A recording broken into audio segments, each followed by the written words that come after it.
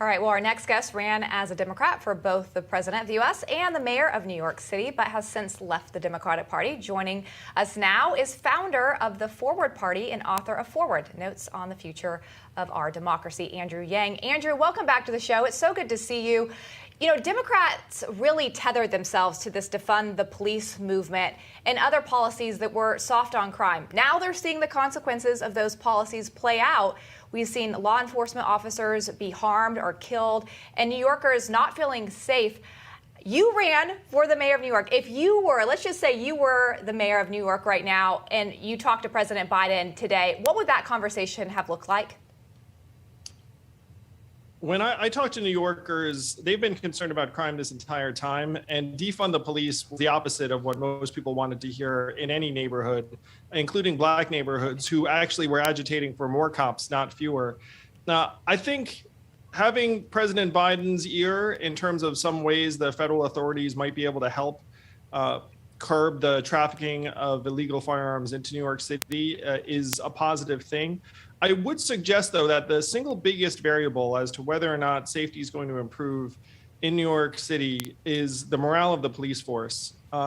If the cops on the beat are willing to go that extra mile, continue to put themselves in harm's way, and intercede on behalf of people, then the city can be heading in a bigger direction. That, to me, would be the thing I would be focused on if I were mayor right now, is how is the morale in the police force every single day?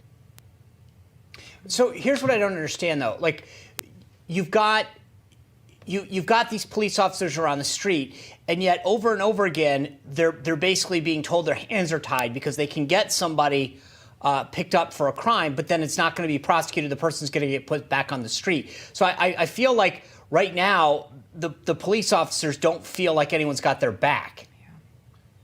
You have to do everything you can to show that we're on the side of the police officers, including letting them know that their work is going to pay off, that if they catch a bad guy, that person is going to be behind bars. They're not going to be released later that day, which frankly is something I heard from rank and file officers where they say, if I do step forward and arrest this person, they're going to be out again. So it becomes harder and harder to keep on acting on the public's behalf. So we have to do everything we can to let cops know that we're there for them, including mourning these brave officers that passed in the line of duty. It's incredibly tragic. They were young. They went to someone's home to do the right thing. And so I'm glad that the services have been as public and observed as they have been. You know, we talk about this district attorney, Alvin Bragg. Biden didn't bring him up today, but Sean and I were talking about this at the top of the show. He says he's going to declassify these crimes. He's not going to prosecute them. Then why even have the law? If you're not going to get in trouble for breaking the law, then why is the law there in the first place? I mean, really, what needs to change here, Andrew? I think my frustration is that these are decisions that you do not need to discuss publicly. I mean, you're going to make various decisions in your capacity. And there is, unfortunately, I think, some signaling going on that has nothing to do with whether or not you adopt a practice. I was in San Francisco not that long ago when a convenience store was robbed in front of me.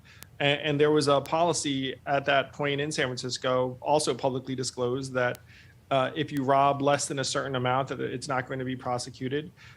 You should not be communicating that to the public. It does not help at all. Yeah, it doesn't help the police force either. Andrew Yang, I wish we had more time to talk to you. Always love our time with you. Thanks for being here tonight. Thank you, Lindsay. Thank you, Sean. Be safe.